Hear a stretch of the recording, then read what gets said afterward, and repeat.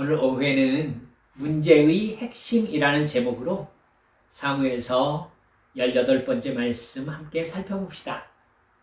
다윗이 밧세바와의 일을 감추려고 남편 우리아를 살해한 일은요, 하나님의 영광을 훼손하는 일이었습니다. 12장 14절에서 이 일로 말미암아 여호와의 원수가 크게 비방할 거리를 얻게 하였으니 당신이 낳은 아이가 반드시 죽으리이다. 이렇게 말씀하신 부분 쉽게 넘어가시면 안 됩니다. 다윗은 하나님이 세우신 왕이라는 자기 정체성을 가지고 있는 사람이었습니다. 그렇기 때문에 오히려 다윗의 죄를 하나님께서 엄격하게 처리하실 수밖에 없었습니다. 다윗은 무엇이 죄인지 아는 사람이고 무엇이 의인지 아는 사람입니다. 그리고 하나님의 심판을 아는 사람입니다. 하나님께서 사울 왕을 어떻게 심판하셨는지를 똑똑히 알고 기억하고 있는 사람이거든요. 다윗이 밧세바와 우리아와의 일은요, 다윗이 어쩔 수 없이 지은 죄도 아니었고 자기도 모르게 지은 죄도 아니었습니다. 여러분, 고범죄였던 거예요. 그게 죄인 줄 알면서도 다윗이 자기의 왕권을 드러내기 위해서 자기 왕권을 자기를 위해 사용한 일이었습니다. 그렇기 때문에 분명히 그 일을 그대로 놔두었으면 다윗은 정말로 사울의 길을 걸어가고 말았을 거예요. 하나님께서는 그 일을 철저하게 심판하시면서 하나님의 하나님 되심을 다윗에게 증명하셔야 했던 것입니다. 구원받은 하나님의 자녀 정체성을 가지고 있는 우리 역시 마땅히 짓지 말아야 될 죄를 짐짓 지으면요, 그것은 하나님의 영광을 훼손하는 것으로서 하나님이 오히려 다른 사람들보다 더 엄격하게 처리하실 수밖에 없다는 것을 잊지 마시기 바랍니다. 내가 하나님의 자녀이기 때문에 사탄이 하나님을 비방할 거리를 사탄에게 제공하는 것이 되는 것입니다. 그냥 죄인이고 아무렇게나 살다가 지옥 갈 사람이라면 원래 그런 사람인 거잖아요. 그런데 예수를 믿고 그래서는 안 된다는 걸 확실히 알고 있는 하나님의 자녀로 인치심 받고 자녀라는 정체성도 가지고 있는 사람이기에 그 사람이 죄를 지었을 때에 하나님께서 사탄에게 비방을 받는 상황이 될 수밖에 없는 것입니다. 그때 하나님은 하나님의 공의를 공개적으로 드러내셔야 되는 상황이 되는 것이죠. 그래서 다윗은 하나님의 공적인 징계를 받을 수밖에 없었습니다. 그 일이 있은 다음에 다윗은 암논의 범죄와 압살롬의 죄를 처리하는데 이상하게도 다윗이 살펴보았듯이 정말 지혜롭고 공평한 모습을 보이지 않습니다. 암논의 죄를 처리하는데 머뭇거리다가 여러분 압살롬을 다독거릴 시기를 놓쳐버립니다. 저는 다말이라는 압살롬 동생 공주 있지 않습니까? 그 후의 인생이 어떻게 되었을까? 사실은 궁금합니다. 여러분, 어떻게 되었을까요? 그 불미스러운 일이 만천에 공개되고 말았는데, 여러분, 다윗이 마땅히 처리해서 앞뒤 상황을 정리해 주었어야 될 일 아니겠습니까? 다말로서는 자기 인생이 망쳐진 일이었으니까요. 여러분, 여기에서 미적거리다가 결국 압살롬이 암논을 살해하는 상황까지 방치하게 됩니다. 이때 다윗이 압살롬의 일을 올바로 처리했으면 문제가 확대되지 않았을 것입니다. 그러나 다윗은 압살롬을 벌한 것도 아니고 받아들인 것도 아닌 상태로 방치했습니다.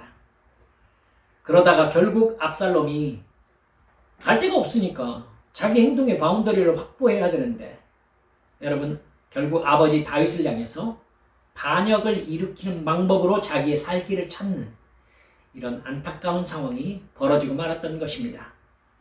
다윗은 멍하게 있는데 압살롬은 시간을 잘 쪼개 쓰면서 반역을 철저하게 준비했습니다.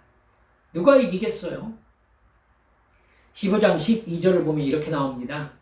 제사 드릴 때 압살롬이 사람을 보내 다윗의 모사 길로 사람 아히도벨을 그의 성읍 길로에서 청하여 온지라.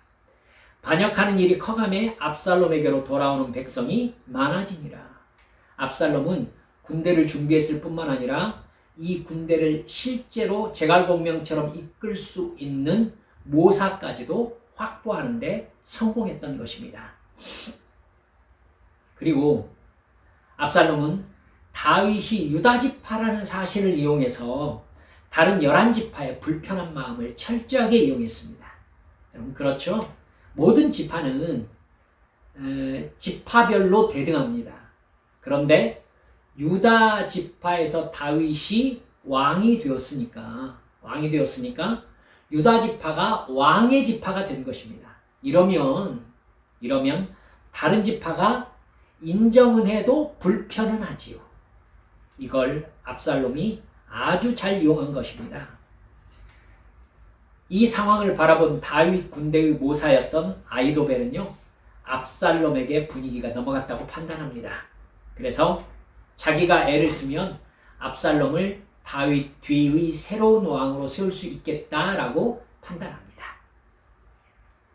이 상황 보고가 다윗 왕에게 들어가자 다윗은요, 두말할 것도 없이 앞뒤 잴 것도 없이 예루살렘에서 도망을 칩니다. 후궁 10명을 궁에 남겼는데 여자들은 군대에 의해서 죽지 않을 수 있었거든요. 그리고 이 궁이 다윗 궁이라는 상징적인 장치를 남겨둘 필요를 느꼈던 겁니다. 그래서 후궁 10명을 남겨두었던 것이죠. 여러분 아시다시피 압살롬이 차마 그런 짓을 할 것이라고 다윗은 생각하지 못했을 것입니다. 다윗의 피난길에는 참 생각해 볼 만한 게 다윗이 병합한 블레셋, 모압 이런 이웃 이방 나라 출신들의 군대와 영향력을 가진 사람들이 등장합니다. 다윗을 돕기 시작해요. 15장 24절을 보면 이제 중요한 부분이 나오거든요. 제사장 사독과 아비아달이 레위 사람들과 함께 언약궤를 메고 등장하는 걸 볼 수 있습니다. 왕이 하나님께서 세우신 왕이 예루살렘 궁을 빠져나가니까 제사장들은 당연히 하나님의 언약궤도 빠져나가야 된다라고 생각하고 언약궤를 들고 왔던 것입니다. 다윗은요, 두 제사장들에게 언약궤를 메고 다시 예루살렘으로 들어가라고 해요. 25장 26절을 보면 다윗의 마음이 잘 나타나 있습니다. 한번 보세요. 왕이 사독에게 이르되, 사독이 그 제사장 중에 한 사람입니다. 사독에게 이르되 보라, 하나님의 궤를 성읍으로 도로 메어가라. 만일 내가 여호와 앞에서 은혜를 입으면 도로 나를 인도하사 내게 그 궤와 그 계신대를 보이시리라. 그러나 그가 이와 같이 말씀하시기를 내가 너를 기뻐하지 아니한다 하시면 종이 여기 있사오니 선이 여기시는 대로 내게 행하옵소서 하리라. 다윗답죠. 이게 하나님 앞에서 완전하지 않았지만 하나님이 다윗을 사랑하셨던 이유가 되는 마음입니다. 그쵸? 하나님이 나를 사랑하시면 나를 여기로 데려오실 것이다. 나 너를 여기로 데려오고 싶어 하지 않는다라고 하나님이 말씀하시면 주님 뜻대로 하옵소서 라고 내가 말하리라. 우리도 이 마음 가지고서 흔연하게 세상 살도록 하십시다. 위기 상황을 경험하면서 하나님과 오랫동안 동행했던 다윗이 이번 사건의 문제의 핵심을 붙잡고 있는 모습입니다. 이 상황의 주권자, 이 상황의 통제자가 누구라고 생각하고 있어요? 하나님이라고 생각하고 있어요. 압살롬이 비록 예루살렘에 쳐들어가지고는 자기가 창피하고 있지만 이 모든 상황의 지배자, 이 모든 상황을 통제하고 계시는 분이 하나님이신 것을 알고 있어요. 그것은 곧 다윗이 자기가 지은 죄를 인식하고 있다는 뜻이기도 합니다. 분명히 하나님이 말씀하셨죠. 칼이 너의 집을 떠나지 아니하리라. 여러분, 하지만 하나님께서 너의 왕권을 내가 영원히 지켜줄 것이다 라고 말씀하셨잖아요. 여러분, 칼이 너희 집에서 끊이지 않으니 반란이 일어날 것이라는 말이고, 하나님께서 그럼에도 불구하고 다윗 왕권을 지켜주시겠다고 하셨으니 여러분, 반란을 일으킨 자가 죽는다는 이야기가 가능하게 된 것입니다. 다윗은 그것을 보고 있는 거예요. 그래서 다윗은 섣부른 말을 하지 않고 섣부른 행동을 하지 않습니다. 두 제사장과 레위 사람들은요, 다윗의 말대로 언약궤를 메고 예루살렘으로 돌아갑니다. 다윗의 피난 행렬은 급박하게 예루살렘을 빠져나가요. 15장 30절을 보면 다윗이 감람산길로 올라갈 때 그의 머리를 가리고 맨발로 울며 가고 그와 함께 가는 모든 백성들도 각각 자기의 머리를 가리고 울며 올라가니라 이렇게 되어 있습니다. 얼마나 애통하는 마음이었을까요? 아마 상황을 바라보면서 정말 애통하는 마음도 있었겠지만 다윗의 마음에는 자기가 하나님 앞에 지었던 죄가 새록새록 생각나면서 회개가 되었을 것입니다. 이 다윗의 피난 행렬에 후세라는 사람이 다윗을 맞이합니다. 다윗은 그에게 압살롬에게 당신은 위장 항복을 하시오. 그래서 압살롬의 작전 사령관인 아히도벨의 계략을 당신이 힘껏 무산시켜 주십시오. 이렇게 부탁을 합니다. 후세는 이 임무를 받고 예루살렘으로 다시 들어갑니다. 한편 여러분, 다윗이 거두었던 요나단의 아들 무비보셋 기억하고 계시죠? 요나단의 아들이기 때문에 너는 내 상에서 같이 먹어라. 내가 너에게 은혜를 베풀려고 한다. 이랬던 그 모습이요.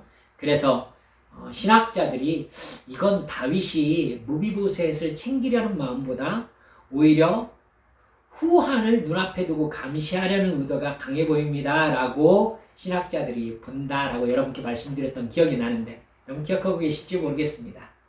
여러분, 무비보셋은 나타나지 않고 그 무비보셋에게 주었던 하인, 시바라는 하인이 나타납니다. 다윗이 시바에게 물어보죠. 무비보셋은 어디 있느냐? 그러자 시바가 무비보셋을 모함합니다.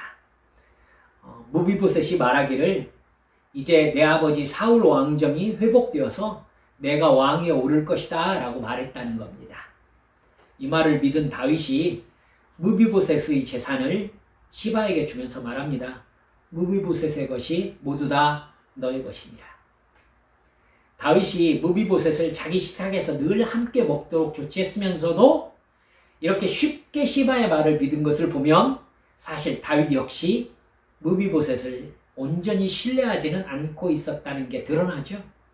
이것 때문에 학자들이 다윗이 무비보셋에게 은혜를 베풀었다기보다 후에 왕이 될 가능성이 있는 자를 눈앞에 두고 감시했을 가능성이 있어 보입니다라고 해석하는 겁니다. 베냐민 지파 게라의 아들 시므이라는 사람은요, 피난을 가는 다윗의 일행에게 저주하면서 돌을 던집니다. 여러분, 베냐민 지파잖아요.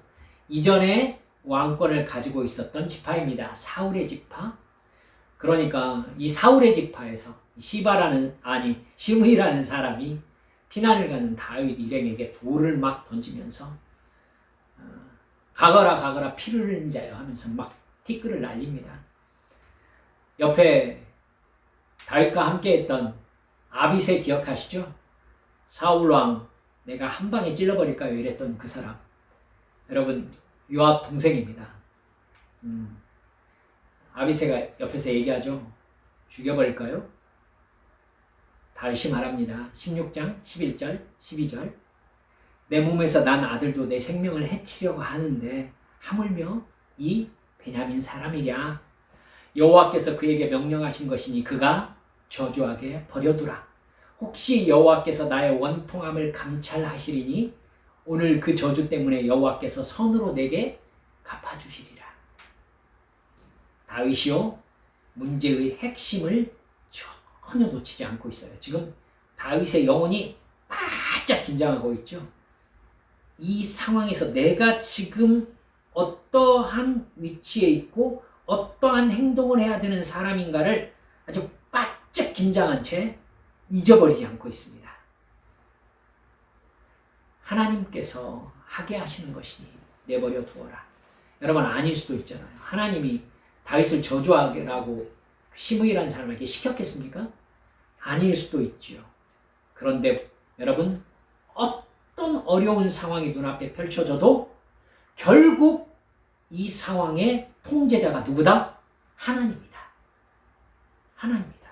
내 눈에 좋아 보이든지 좋지 않아 보이든지 내가 죽을 길이든지 살 길이든지 결국은 전능하신 하나님이 이 상황을 통제하고 계신다라는 이 믿음 다윗이 꽉 붙잡고 있어요. 여러분 이게 우리가 어려운 가운데 처했을 때 취해야 될 자세입니다. 하나님 이게 뭡니까? 이거 아니에요. 아시겠죠? 출애굽 1세대들의 마음을 가지면 안 됩니다. 도대체 내가 뭘 잘못했습니까? 여러분 욥은 그렇게 얘기했잖아요. 그게 아니에요. 이 상황의 통제자는 하나님이시다. 나는 하나님 편에 서서 하나님이 하라는 대로만 하겠다. 할렐루야. 이게 믿음이에요. 이게 믿음이에요. 다윗이 이걸 아주 완전히 바짝 신경을 세우고 이걸 붙잡고 있어요. 다윗이 예루살렘을 이렇게 비우고 도망가자 압살롬은 편안하게 예루살렘에 입성합니다. 아히도벨은 압살롬에게 다윗의 후궁 10명과 동침하라고 말합니다. 적어도 뻘로는 자기 어머니 뻘 아닙니까? 다윗의 후궁이니까. 압살롬을 따르는 사람에게 다윗과 압살롬이 돌아올 수 없는 강을 건넜다라는 것을 확실하게 못 받기 위해서였습니다. 아히도벨이 베푸는 계략은 다윗에게도 그대로 실행될 만큼 권유가 있었거든요. 압살롬은 이스라엘 사람들이 보는 앞에서 옥상에다가 텐트를 치고 다윗의 후궁들과 대낮에 동침합니다.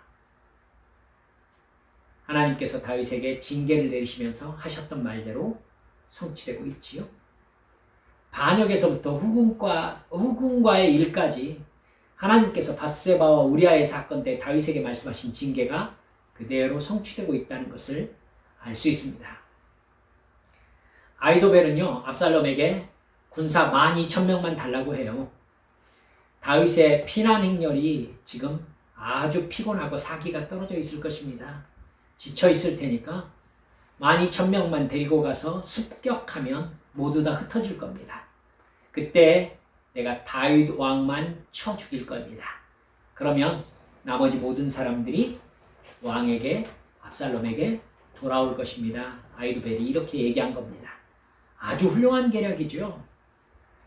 이때 이상하게도 압살롬은요, 후세에게 위장 항복을 했잖아요. 후세에게 의견을 물어봅니다. 어쩌면 이 사람이 진짜 항복한 사람인가 아닌가를 알아보고 싶어하는 마음이 있지 않았을까, 저는 그런 생각이 들더라고요. 근데 후세는요, 압살롬에게 다른 의견을 얘기합니다. 후세는 다윗 왕과 함께한 군사들은 이스라엘 전체에 알려진 용사들이라는 사실을 잊지 마십시오. 이렇게 충고해요. 지금 그들이 피곤하고 지친 상태라고 지금 아히도벨은 말하는데 제가 생각할 때 그 사람들은 격분한 상태일 것입니다. 분명히 병법에 익숙한 다윗 왕은 함께 피한 사람들과 잠도 자지 않을 가능성이 더 많습니다. 몸을 피해서 혼자 잘 가능성이 많을 거예요. 만약 12,000명의 군대가 가가지고 다윗 군대와 싸웠는데 혹시라도 압살롬 당신에게 속한 군대가 죽기라도 하면 반역을 일으킨 입장에서 사기가 크게 떨어질 것 아니겠습니까? 감당할 수 있겠습니까? 그리고 아시다시피 다윗 왕은 영웅입니다. 그리고 함께 간 사람들도 전쟁을 수도 없이 치러봤던 용사들이라는 사실을 잊지 마십시오. 차라리 다윗 군대는 소수니까 압살롬 당신께서 모든 군대를 이끌고 전면전을 벌이는 편이 훨씬 더 승률이 높을 것입니다. 이렇게 얘기를 합니다. 우리가 읽었던 본문 말씀이에요. 자기 작전을요, 문학적 수사법을 사용해서 설득력 있게 제시합니다. 마치 모든 군대들과 함께 그들이 위에 내리는 이슬처럼 그들 위에 덮여버리십시오. 그들이 만약에 성에 들어갔다면 모두 함께 그 성 자체를 강으로 끌어들여가지고는 작은 돌도 남지 않도록 완전하게 멸절을 시켜버리십시오. 왠지 분위기가 확 상상되잖아요. 그렇죠? 여러분들은 아이도벨의 계략과 후세의 계략 중에서 무엇을 선택하시겠어요?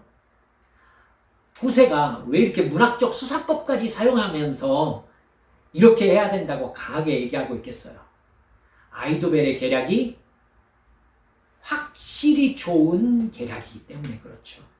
실제로 지금 다윗 왕을 급습해가지고 사람들을 흩어지게 하면은 다윗 왕만 딱 죽일 수 있죠. 그러면 사실은 도망가는 다윗 왕을 따라간 사람들은 돌아올 수밖에 없죠. 갈 곳이 없으니까. 다윗 왕을 지키겠다고 따라간 사람들이니까요. 아이도벨은 지금의 상황을 정확하게 보고 있습니다. 여러분, 11지파가 압살롬 측에 가담해 있거든요. 다윗의 죽음은 자연스럽게 압살롬의 왕위 추대로 이어질 가능성이 높습니다. 어차피 다윗 왕이 죽으면 다윗 왕을 따랐던 사람들도 다윗 왕의 아들인 압살롬을 따를 수밖에 없는 거지요. 그 후에 아이도벨은 자기가 압살롬이 다스리는 나라에서 최고 군 지휘관이 될 가능성을 지금 보고 있는 겁니다. 그러나 이상하게 14절에서요. 이 좋은 작전에 대한 압살롬과 이스라엘 군대의 판단이 다른 거예요. 압살롬과 온 이스라엘 사람들이 이르되 아렉 사람 후세의 계략은 아이도벨의 계략보다 낫다고 얘기하는 겁니다. 여러분, 여기에서 사실 반역을 일으킨 사람들의 은근한 두려움도 여러분 엿보이시죠? 예, 지금 아이도벨한테 12,000명 주어가지고 다윗 왕만 죽이기로 할 것 같으면 작전이 진짜 어렵지 않아요. 그런데 전면전으로 붙어가지고 하자는 겁니다. 누구의 책임도 묻지 않을 수 있는 게 전면전이잖아요. 그렇죠? 여러분, 이 이유에 대해서 사람들이 이상한 판단을 하는 거에 대해서 성경이 이렇게 말합니다. 이는 여호와께서 압살롬에게 화를 내리려 하사 아이도벨의 좋은 계략을 물리치라고 명령하셨음이더라. 여러분, 제가 다른 성경들 찾아봤거든요. 다른 모든 번역들은요, 이렇게 번역하고 있어요. 압살롬이 재앙을 당하게 하시려고 아이도벨의 좋은 모략을 좌절시키셨다. 이렇게 번역했는데 개역개정 그리고 영어 NASB 번역 이 두 성경은 뭐라고 했느냐면 하나님께서 아이도벨의 좋은 모략을 막아서 압살롬이 재앙을 당하도록 명령하셨다라고 명령이라는 단어를 독특하게 사용하고 있더라고요. 즉 우리 개역 개정 성경은요 이 부분을 특별히 강조하고 있는 거예요. 하나님께서 이 모든 상황을 적극적으로 통제하고 계신다라는 것을 강조하려고 명령이라는 단어를 사용한 것입니다. 압살롬은 아버지 다윗에게 악감을 품고 다윗을 제거하기로 이미 작정했습니다. 압살롬은 다윗을 죽이려고 마음먹었어요. 그건 여러분 하나님의 뜻에 반역하는 겁니다. 이 나라의 왕으로 하나님께서 자기 아버지 다윗을 세우셨다는 걸 압살롬이 알고 있어요. 알고 있어요.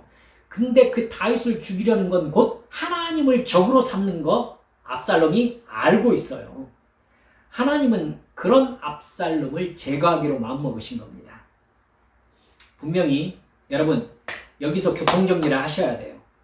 하나님의 징계는 다윗에게 내려주고 있는 상황이에요. 이건 하나님이 이미 다윗에게 말씀하셨던 징계예요. 여러분 그렇다고 압살롬이 하나님의 뜻에 순종하고 있습니까? 이걸 분별하실 줄 아셔야 돼요. 지금 하나님이 다윗 왕을 징계하고 계시는 그 약속의 말씀을 실현시키고 계시는 거거든요. 그렇다고 압살롬이 하나님께 순종하고 있습니까? 여러분, 그건 아니에요. 마치 이 바벨론이 우상숭배에 빠진 남유다 왕국을 징계하시는 하나님의 채찍이었잖아요.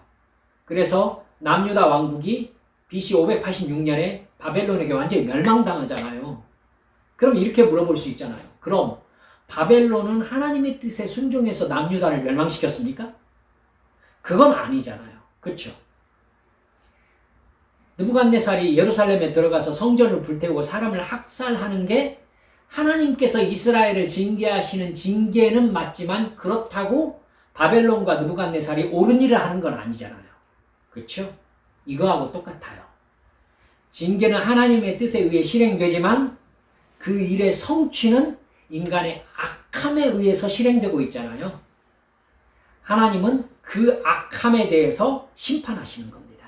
그러니까 바벨론을 이스라엘을 치는 채찍과 회초리로 사용하시고 나서 하나님은 회초리를 꺾어버리시는 겁니다. 다윗의 왕권이 다윗의 능력이나 군사력에 의해서가 아니라 하나님께서 지키고 계시는 하나님의 왕권이었다는 것을 나타내기 위해서예요. 정확하게 우리가 이 부분을 알고 계셔야 합니다. 깨달으셨어요? 후세는 자기 계략을 과장법을 써가면서 설득력 있게 제시를 합니다. 그리고 받아들여졌어요. 근데 혹시 모르죠. 혹시 몰라요. 아히도벨이 정말 제갈공명 같은 사람이었으니까. 그래서 즉시 다윗에게 사람을 보냅니다. 빨리 왕과 함께 요단강을 건너가십시오. 요단강을 건너가십시오. 혹시 아히도벨이 습격할 수 있습니다. 이 소식을 들은 다윗과 모든 백성들이 요단강을 건너갑니다. 여러분, 이 부분을 저는 좀 짚고 넘어가고 싶어요. 하나님께서 세우신 왕이 요단강을 건너갑니다. 무슨 뜻입니까? 여러분, 요단강 바깥은 가나안 땅이 아니라는 개념이 참 많다는 것. 여러분, 역사적으로 요단 동편도 므낫세 지파, 르우벤 지파, 갓 지파의 땅이었잖아요. 므낫세 반지파. 여러분, 그럼에도 불구하고 이스라엘 안에는 사사 시대로부터 요단 동편을 이스라엘 땅이 아닌 것처럼 여기는 정서가 있잖아요. 그렇죠? 그러니까 하나님께서 세우신 왕이 예루살렘에서 쫓겨나서 요단강을 건너갔다는 얘기는 하나님께서 짐짓 지은 죄를 얼마나 심각하게 판단하시고 조치하시는지 우리에게 깊이 생각할 거리를 안겨주고 있는 겁니다.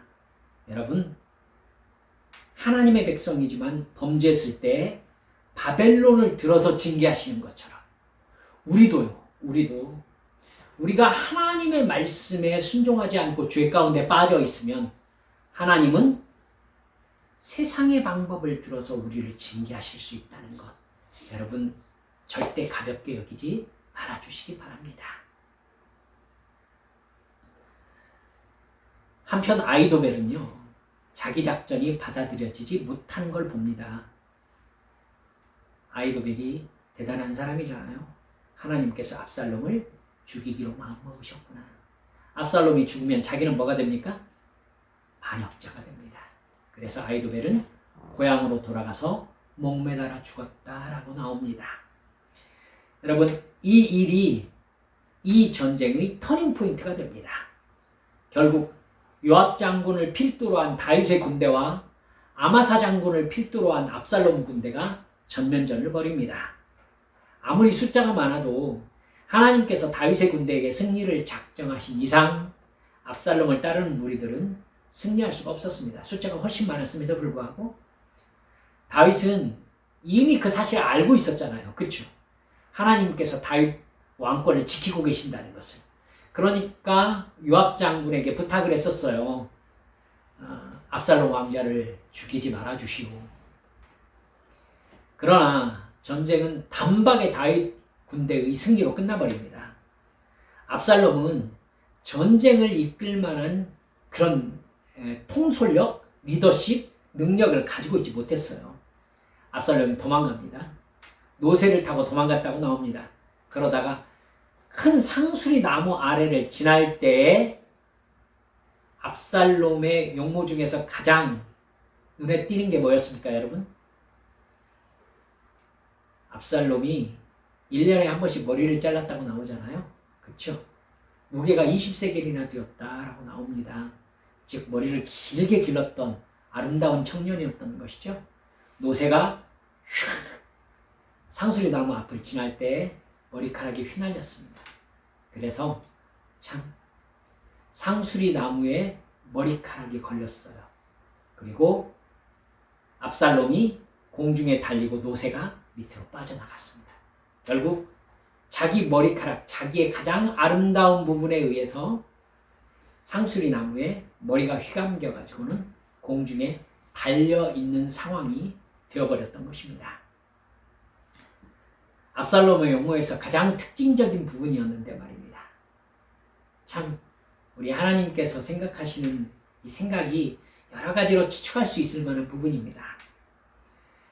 그것이 압살롬의 죽음의 위기를 가져오게 됩니다. 요압은 다윗에게 부탁을 받았음에도 불구하고 창으로 압살롬의 심장을 단박에 꿰뚫어 버립니다. 아마도 압살롬이 형 암논을 살해하고 도망갔을 때에 자기가 데려왔잖아요. 그렇죠?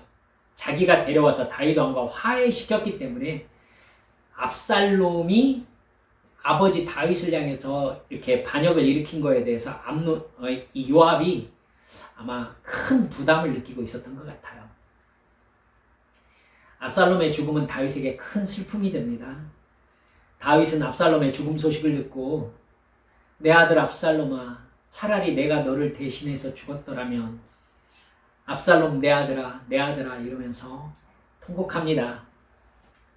이 모든 사건이 자신의 죄로 말미암았다는 사실을 깨달은 애통이었을 것입니다. 그런데 참 이 분위기가 그런 것이, 그럼 압살롬 군대와 싸우고 압살롬을 죽인 다윗 편의 군대는 마음이 어떻겠어요? 그렇죠? 여러분, 다윗을 사랑했던 이스라엘 군대는 다윗과 함께 슬퍼합니다. 자기 모순이 일어나고 말았던 것이죠. 자기들은 다윗을 위해서 싸웠는데 그 싸움의 승리가 다윗의 슬픔이 된 거예요. 그러니까 함께 슬퍼한 겁니다. 참 요압 장군이 이거에 대해서 이의 제기를 하죠. 왕이시여, 이 전쟁에서 압살롬이 아니라 우리가 죽었으면 왕이 기뻐하셨겠습니까? 왕이시여, 당신을 따랐던 이 사람들 달래십시오. 안 그러면 압살롬보다 더 험한 일을 당하실 가능성이 있을 것입니다. 무슨 말인지 알죠? 다윗이 자기를 따랐던 사람들에게서 이렇게 따독거리면서 전쟁 수습을 합니다. 이 수습을 하는 모습으로 사무엘 하의 가장 중요한 줄거리가 이제 끝이 나는 겁니다. 다윗의 왕정에서 이제 중요한 줄거리가 되는 사건 묘사가 이 일로 끝나고요. 이제 다음 주에 여러분들과 살펴볼 한 가지 사건을 끝으로 해가지고 이제 다윗 인생에 대한 성경 묘사, 성경의 사건이 다 끝이 나게 됩니다. 제가 여러분들이 평소에 이렇게 압살롬과의 이 쭉 줄거리를 잡아가지고 어떻게 진행되었는지를 혹시 들어보지 못하셨을 것이다 싶어서 제가 전쟁 과정을 쭉 여러분들께 이렇게 말씀드려 보았습니다. 이 모든 일들의 진행을 보면서 우리가 잊지 말아야 될 것은요, 이스라엘의 주권은 다윗에게 있는 게 아니라 하나님께 있었다는 사실입니다. 하나님께서 사울 왕국에서도요, 계속해서 가르치고 싶어 하신 것이 이스라엘의 왕은 사울 네가 아니라 여호와 하나님이시다라는 사실이었어요. 다윗 왕국에서도 사실 가장 큰 위협이 압살롬이었는데 그 뿌리는 밧세바와 우리아와의 사건에 있었지 않습니까? 즉 다윗이 자기를 이스라엘의 왕이라고 인식하고 그 왕권의 힘이 주는 만족을 누리려고 했던 사건에서 비극이 시작된 것입니다. 그러나 다윗은 압살롬의 반역 사건을 겪으면서 다시 한번 이스라엘은 하늘 대왕이신 여호와 하나님이 다스리고 계신다는 사실을 깨닫게 됩니다. 그래서 모든 상황 속에서 하나님의 통제, 하나님의 주권에 자기 자신을 맡기는 모습을 다시 보여주고 있지요. 이게 하나님의 주권적 통제에 대한 우리의 반응이 되어야 합니다. 우리도 그래요. 어떤 일이 있어도 하나님께서 선과 악을 뛰어넘어서 하나님의 선과 악으로 나를 지금 통제하고 계신다는 것을 그냥 단순하게 믿는 겁니다. 그냥 단순하게 믿는 거예요. 그리고 그럼 내가 해야 될 일이 뭐죠? 어떻게 하면 이 상황을 빠져나갈까가 아니라 하나님께서 하나님의 일을 하시도록 하는 겁니다. 믿음으로. 그래서 나는 순종 가운데 머물러 있는 것이죠. 여러분, 다윗은요, 자기가 살아나기 위해서 여러 가지 군사적 작전을 생각한다든가 이러지 않아요. 철저하게 수동적으로 반응하고 있어요. 그렇죠? 다윗은 백전노장입니다. 근데 반역 사건이 일어나서 예루살렘이 함락되었음에도 불구하고 예루살렘을 다시 함락한다든지 아니면은 자기 진영을 어떻게 좀 잘 정비한다든지 이런 군사적 움직임 전혀 하지 않습니다. 이러면 다윗을 따르는 사람들은 어때요? 답답하죠. 뭐라도 해야 하지 않습니까? 이런 상황이 생기지 않습니까? 근데도 다윗은 안 움직여요. 여러분, 이런 결단이 때로 우리에게 필요하다는 것 잊지 말아주시기 바랍니다. 우리가 상황에 딱 있을 때에 하나님께서 말씀하시기 전에는 움직이지 않겠다. 이 모든 상황은 내가 다 알지 못해도 하나님께서 통제하고 계신다는 확신과 그 확신이 내린 결정에 따라 내가 대기하는 상태로 있어야 될 필요성이 있을 때가 있어요, 여러분. 그게 믿음의 행위인 때가 있다고요. 할렐루야. 사랑하는 여러분들, 그때 성령께서 깨닫게 하시는 하나님의 뜻에 내 욕심을 버리고 순종하는 것이 하나님을 믿는 반응인 겁니다. 여러분, 한 문장으로 요약할까요? 내가 하나님의 자녀인 이상 내 인생의 모든 순간은 하나님의 통제 안에 있습니다. 믿습니까? 그러면 내가 해야 될 일이 답이 딱 나오죠. 나는 뭐만 하면 된다? 순종만 하면 된다. 어차피 세상 사람이 하는 얘기로 살 사람은 삽니다. 죽을 사람은 뭘 해도 죽습니다. 그렇습니다. 그러니 하나님 앞에서 내가 뭘 해야 될 것인가에만 집중하는 거예요. 다윗에게 그게 보이고 있습니다. 여러분, 이런 영적 지혜를 덧입으시기를 주 예수님의 이름으로 축원합니다. 우리 함께 기도합시다. 다윗의 모습은 우리에게 내가 모든 상황 속에서 어떤 태도를 취해야 되는지 우리에게 확실히 가르쳐주고 있습니다. 이 시간 우리 자신의 마음 자세를 한번 돌아보셨으면 좋겠어요. 나는 상황 속에서 어떤 마음을 가지고 상황 안으로 들어가는가? 다윗이 상황 안으로 들어가서 어떤 태도를 취하고 있는지 한번 보세요. 주여, 다윗처럼 마치 바보처럼 보일지라도, 너무나 무기력하고 무대책한 것처럼 보일지라도 하나님께서 이 상황의 통제자임을 믿고 하나님께서 주시는 지혜대로 대기하라면 대기하겠습니다. 이렇게 믿음의 결단을 해낼 수 있는 확고한 영적인 지식, 지혜 저에게 주시라고 이 시간 주님 앞에 함께 통성으로 기도하시겠습니다. 기도합니다. 아버지 하나님,